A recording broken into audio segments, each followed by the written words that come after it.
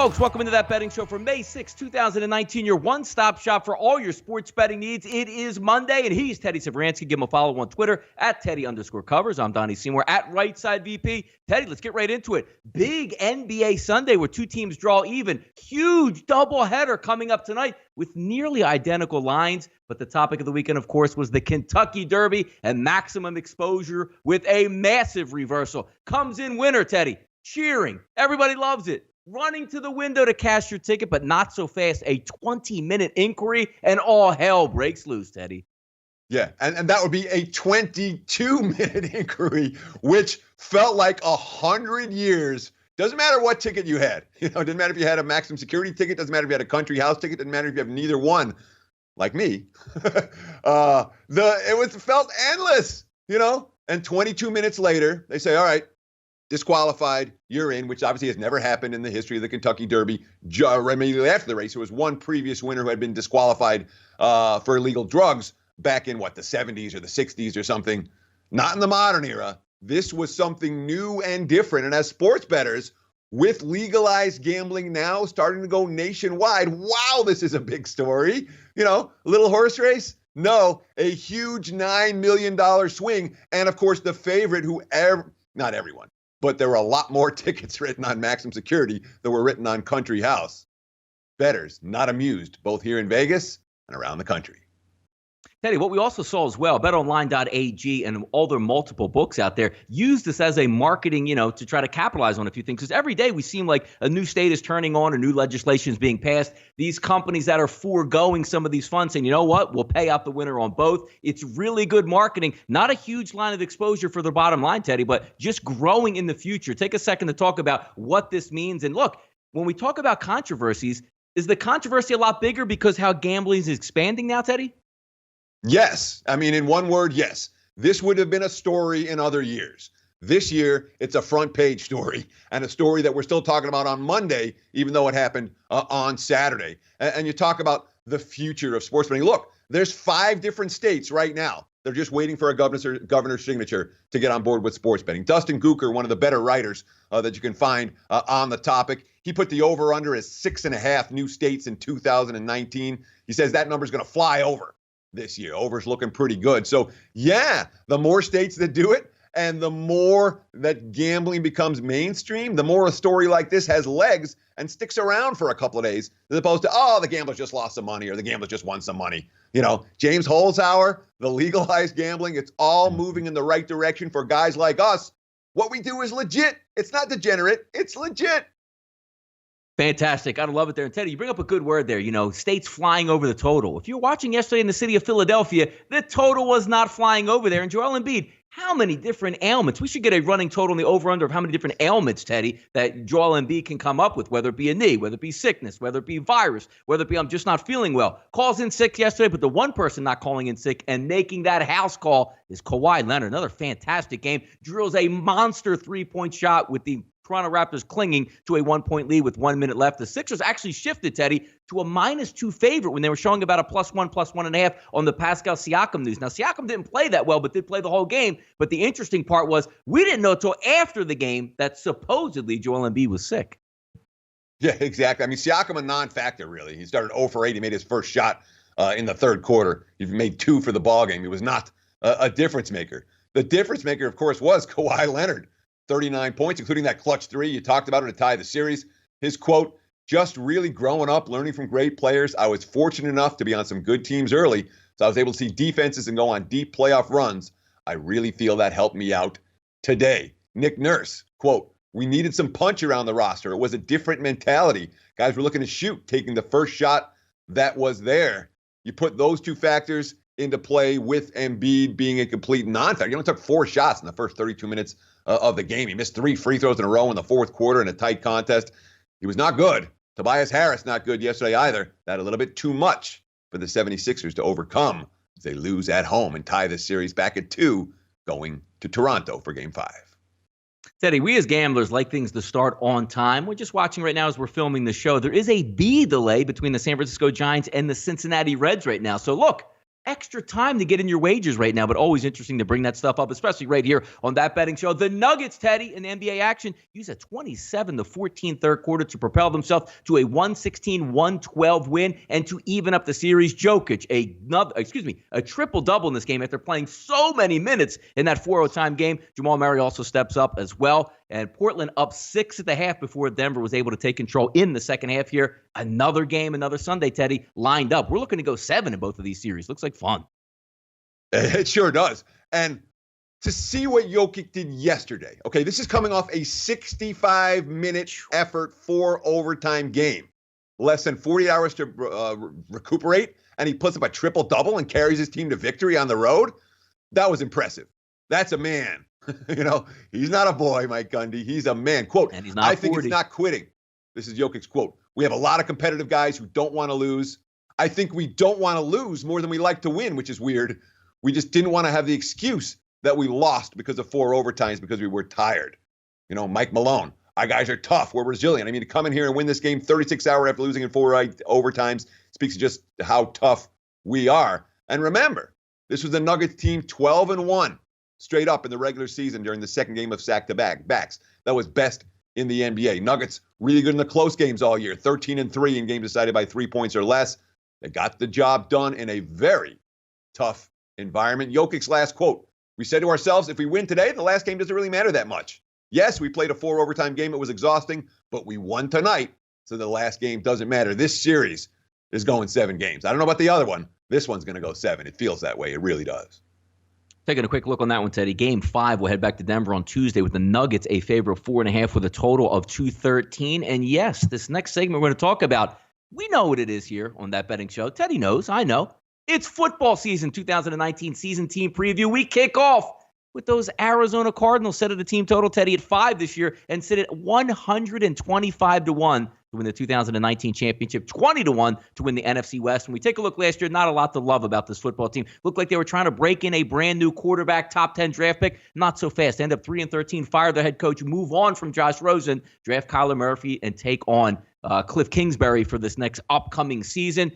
Look, 3 of the first 4 games are at home. 4 of the first 6 are home, trying to ease into it here. But you see the team total extremely low at 5. Not a lot of expectations coming out. More of a ground level saying, you know what? Let's set this foundation for the future to see if we can get up off the mark. Larry Fitzgerald back for another season to try to, work his way in with those young receivers. Terrell Suggs comes over for a little bit of veteran leadership from the Baltimore Ravens. Not a lot of expectations here, Teddy. But in the NFL, you could still make money on that. There's no expectations for Arizona. And if this team ends up being decent, they're going to make their backers money. We're talking about a squad that's coming from the bottom of the barrel last year. Really. I mean, heading into the season, ending the offseason, I had Arizona ranked dead last. Now I've got them ahead of Miami in my initial power rating. So I got them ranked 31 out of 32 teams. But we are talking about one of the worst teams in the NFL. The stats showed it last year. They were outgained by 1.1 yards on every single play. They were outrushed by 1.1 yards on every single rush. Arizona's combined QB ratings last year, 69. Opposing QBs, 96. It's a minus 27. That's ugly. When you're getting outgained by more than a yard a rush and you're minus 27 in the QB rankings, yeah. And of course, they were minus 12 in turnovers. The 16 takeaways ranked number 28 in the NFL. 28 giveaways ranked number 27 in the NFL. They were bad in every way. So, in the offseason, look, they made some moves. You talked about it. They signed a cornerback, bring in Robert Alford. They bring in Terrell Suggs. They need a pass rusher. They traded for Marcus Gilbert. They signed J.R. Sweezy. They bring in Charles Clay at tight end. At every one of these positions, there's still additional needs. Now, obviously, the season's going to depend on if Kyler Murray can play at the NFL level, period. He's got some weapons. Certainly, you like what they did in the draft, bringing in Andy Isabella and Hakeem Butler. And the 6th-round draft choice, the guy we know out here in the West Coast, Sean Johnson, was a playmaker for Fresno. He doesn't have burning speed. I wouldn't be surprised if he had an impact as a rookie in Arizona. And of course, Byron Murphy at cornerback, Zach Allen at defensive end. They brought in some good talent, but as a roster, you look at the rest of this division, the NFC West is good. Seattle's good. San Fran's good. LA's good. This team clearly the bottom of the barrel in this division. And if you're going to make money with Arizona, you'll be doing it as a dog. They're likely to be underdogs in just about every game this season. Teddy, looking at the Arizona Cardinals last year, I mean, their offense was absolutely anemic. So then you switch up, you get the Heisman Trophy winning quarterback who can run around, has got a live arm, but also you have Cliff Kingsbury, which knowing from Texas Tech, they didn't play a whole lot of defense there and using up-tempo and offense. Is this a team, I know it's hard to see, we haven't seen anything from OTAs or, heading through to training camp or preseason games. Do you think this team lends to more of an over just by the way they're going to play this year? So maybe Cliff Kingsbury going to change a few things up and not go all Chip Kelly and go 100 miles an hour next year? Well, I mean, Cliff Kingsbury had 2 winning seasons in 6 years at Texas Tech. And he gets blamed for the defensive failures. There was no defensive talent there. And you blame him as a recruiter? Okay. You don't have to recruit in the NFL. You get to sign guys. So for Arizona to be an over team this year, to be cashing over tickets on a week-in, week-out basis, that offense has got to put the biscuit in the basket. They got to score touchdowns. This is a team that has a rookie quarterback. They have a very questionable offensive line. And even though I like within the draft wide receiver wise, playmakers, you're going to put Arizona below average in the NFL level. So you got to score to go over the total. I'm not convinced Arizona's offense is good enough to be an over team week in, week out. And just like that, our first preview of the 2019 NFL season is already completed. We'll do it again tomorrow. Let's go over to segment number 2, Teddy, overnight line movers. And this is an interesting one because you have 2 really good pitchers on the mound with DeGrom and Paddock between San Diego and the New York Mets. The Mets offense is absolutely anemic right now. Now they're heading out to a pitcher's friendly ballpark against another good pitcher. DeGrom's going to be on the mound. No surprise to me, Teddy, the line opens up 7 and downshifts to 6.5 here. Yeah, and there's a chance of rain in San Diego tonight. There could be a rainout. There's been, 3 rainouts in 15 years at Petco.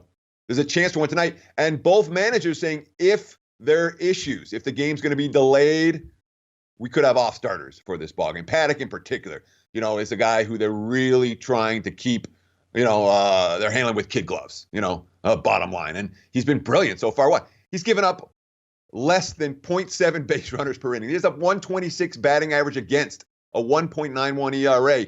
He's allowed 1 or 0 runs in 4 starts. His worst start of the season, 3 runs allowed in 6 innings. This is not Andy Green, manager. Quote, we're not changing a thing about what he's doing. Paddock, I want to be the best. It's a 6'5" Texan who the betting markets like a whole lot right now. I don't blame him. But note, this pitching match, well, we may not see what we thought we were going to see if the weather conditions don't cooperate. Monster favorite here on Monday night, Teddy. Astros open up as a huge favorite here. Open up around minus 240, now sitting around that 275, 280 range. Royals and Astros, total of 8. Junis versus Cole. And also keep in mind, coming up from Mexico, I don't really know if that's going to play too much of a difference tonight, but it is a little bit of a tagline here, Teddy. Yeah, it is, certainly. I mean, Houston played pretty well in Mexico. 24 runs, 8 home runs during the 2-game set at Estadio de Baseball in Monterrey. For the Mexico series. And, of course, we're talking about a team that is just crushing mediocre pitching right now. They lead the majors in batting average, 2nd in slugging, 3rd in on-base percentage. And they have Cole going today who, 7 shutout innings last time out. Held the Twins to 1 hit and 3 walks, 11 strikeouts. He's had double-digit strikeouts in each of his last 4 games. 40 strikeouts over his last 4 starts, and he has 4 double-digit strikeouts games this season. He's owned KC. I'm not surprised at all that Arizona is a very popular favorite today. This game on paper looks like a mismatch. Say it ain't so, Teddy. Mad Max at a pick'em today. Washington lineup was certainly pushing that number around. I mean, no Rendon, no Trey Turner, no Soto's been banged up in the lineup. Should be interesting to see today. But looking at about a minus 105 total of 7.5 between Scherzer and Chaseen. A huge pitching mismatch in this one. But also, take a look here, Teddy. Some late-breaking news coming out that on the tarmac yesterday, while leaving Philadelphia, those Nationals sat for 7 hours, then went back to their hotel before being able to fly out later. So that's an interesting impact there. But whenever you see Mad Max, Teddy, at a pick'em, always an eyebrow raiser for me. Yeah, a little bit. And there are issues for Milwaukee as well. Don't know if Lorenzo Cain is going to be able to go today. He's been their second-best offensive player this year behind Yelich. Here at his hand is a question mark this evening. Of course, Chaseen's owned the Nats, 5-2, 2.88 ERA. He's got a real good track record against that squad. So far this season, 27 hits allowed and 34 innings of work. The issue for Chaseen has been walks. He's given up 18 walks, although last time out he did 3 walks, and he still threw 6 innings of shutout ball against the Rockies. So he's not a pitcher that I've got a whole hard time backing. even with those walks. And look, Washington's not playing good ball. They dropped 5 of 7 last week. And one of the wins they had, they stole from Philadelphia on Saturday night. I wasn't happy about that one. You talked about the injuries. Soto, the latest guy, he woke up with back spasms on Saturday. And I don't know if he's on the IL for the next 10 days. So Matt Adams got hurt on Saturday. The manager's even shorter now. Mike Taylor's hurt. So Scherzer may start, but it's a national team that's got to score runs. With the lineup they have right now, that's not going to be easy. Yeah, just because you have a rough pitching matchup on one side. Still have to have the bats to try to take advantage of on the opposite side. And yes, looking at that Philadelphia Phillies blown 8-5 lead in the bullpen, Kurt Suzuki continues to play the role of Babe Ruth against those Philadelphia Phillies. Let's flip it over here, Teddy. NBA action. 2 really good games. And the NBA playoffs have been a lot of fun to watch so far lately. Game 4 set in the Garden tonight. Almost identical lines between both of these 2 games. Bucks and Celtics. Celtics favored by -1.5. A total of 220.5. Moneyline split +102, -122. 7 p.m. tonight. And how about this, Teddy? The Bucks, once again, 53-33 against the number on the season, 6-1 against the number in the playoffs. If we're flipping it over to the Celtics, 43-44 against the number on the season, and 5-2 so far in the playoffs. Good matchup tonight. Looking forward to it. Oh yeah, a lot of good hoops on tap for tonight, and we've seen some wild OT games. Both games tonight have that potential. Obviously, we're talking about lines in the 1.5 point range. Now, Milwaukee coming off back-to-back wins, including the first one on this floor. Remember, they lost all 4 playoff games in Boston last year. Chris Middleton, quote, "I don't think we came here to prove a point. It's different seasons, different teams. We've been playing well on the road all year long. Of course, they did go 27-14 on the road in the regular season." Middleton, quote, "We're not worried about who we're playing against, really. It's all about us." For Boston, there's a little bitching and moaning about the refs. When Greek Freak goes to the line 22 times, like he did in Game 3, he's taken 50 free throws in the first 3 games in the series so far. Kyrie Irving, quote, "What are you going to do? It's slowing the game down. The run that you would hope to make in a quarter like that doesn't happen." I mean, he shot 22 free throws on the game. It's getting ridiculous at this point. It's just slowing the bleeping game down. Yeah, well, that's a matchup that Boston has to solve tonight. They will have one guy they should have one guy who may help them solve it. That, of course, being Marcus Smart. Brogdon's not going to be back from Milwaukee tonight. There was some talk that he would. He's officially out. Marcus Smart was in practice over the weekend. He was asked if he took some hits in practice. Quote, "I have. I took a charge on accident. I wasn't trying to, just kind of fell. I wasn't even trying to take it. It's ironic because that's what I needed to do, and it happens on its own natural. It felt fine. Like I said, we'll see how today goes. Check it out tomorrow." So there's a decent chance the Celtics will have Marcus Smart back in the lineup. If he does, I would not be surprised at all to see a little bit of money come on Boston and maybe a little bit of money come on the under. Smart, arguably their best defender. Pivotal game 4 in Houston tonight, Teddy. Warriors and Rockets. Rockets favored by -1.5. Total of 220.5. Moneyline split +100, -120. And thank you, Jesus. It's going to start at 9:30, not 10:30, Teddy. I'll be able to watch at least the first quarter tonight here. Warriors are 39-51 against the number on the season, 4-4 against the number as a dog, and 4-5 this year against the number in the playoffs. The Rockets 45-42 against the number on the season, 33-32 against the number as a favorite. The interesting part here is Kevin Durant has been cooking with grease out here. Obviously, James Harden's been able to match him. Will Steph Curry try to play up to his regular season level in the playoffs? Seems to be a lot of questions going on, but no doubt about it, all eyes on Houston tonight, Teddy. Well, yeah. I mean, this has been a fun series.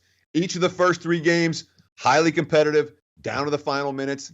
Game 3 ended up being a tough beat if you had Golden State. Certainly, I was on I talked about some of the blown. I had 2 blown State losers this weekend, but I also had Golden State or Houston minus in the win on Saturday night where they got the money in overtime. Certainly wasn't a right side there.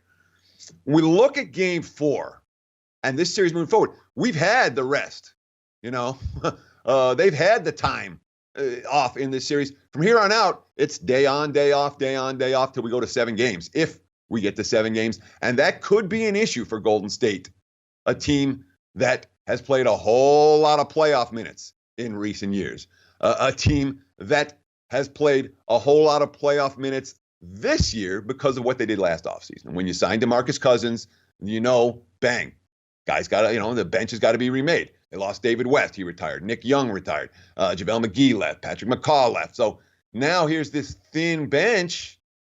They can't rely on it. All 5 starters averaging 35 minutes plus in the postseason. That includes Andre Iguodala, who is in the starting lineup this series for matchup purposes. This guy played more than 30 minutes only 3 times during the entire regular season. I worry about the Warriors and their depth moving forward. Houston doesn't have great depth either. Houston's a little bit younger than Golden State. And you talked about the fact, look, Curry didn't play a good game 3. Klay Thompson didn't play a good game 3. These are guys who we would expect to step up and play better. All that being said, Kevin Durant was absolutely unstoppable the other night. And to expect that type of performance again from Durant in game 4, not something I'm willing to do. I would not be surprised at all to see this series go back to Golden State tied at 2 games apiece. Yeah, we'll see if the refs come to play again, because we heard all about it in game 1, sliding under people's feet. And then you saw a huge charge, no-call charge on James Harden late in that basketball game, which should have impacted the line and possibly even the overall game winner. Off the mic, Teddy. We're going to keep it in the NBA here. Here come the Knicks. How about the Westgate SuperBook, Teddy, saying 16-1 to win an NBA title, because we think Kevin Durant and some friends are going to come help the cause in New York. But if they don't help that cause, Teddy, we tumble like chutes and ladders all the way back down to 300-1. Yeah, exactly. I mean, an NBA 2020 future book odds, look, that's silly season right now. It's flat out silly season. And I understand you want to get in front of some of this stuff. I always go back to the Cavs getting LeBron when he was leaving Miami, and the money poured in on Cleveland. They went 40-1, 50-1, 40-1 down to 2-1 when they got LeBron. And all that money came in, a lot of it came in before they actually signed him. They were trying to get ahead of the markets.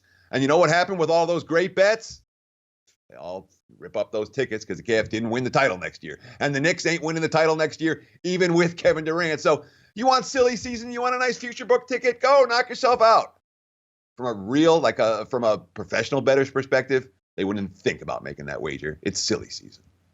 It's never silly season here on That Betting Show, May 6, 2019. Thank you for tuning in today. Your one-stop shop for all your sports betting needs. Both Teddy and I will be back tomorrow, and we'll give you a preview of those Sixers, Raptors, Portland Trail Blazers, Denver Nuggets doubleheader tomorrow night. He's Teddy Sobransky. Once again, give him a follow on Twitter at Teddy_covers. I'm Donnie Seymour at Right Side VP. Cash those tickets tonight, and we'll be right here back tomorrow on SportsbookReview.com.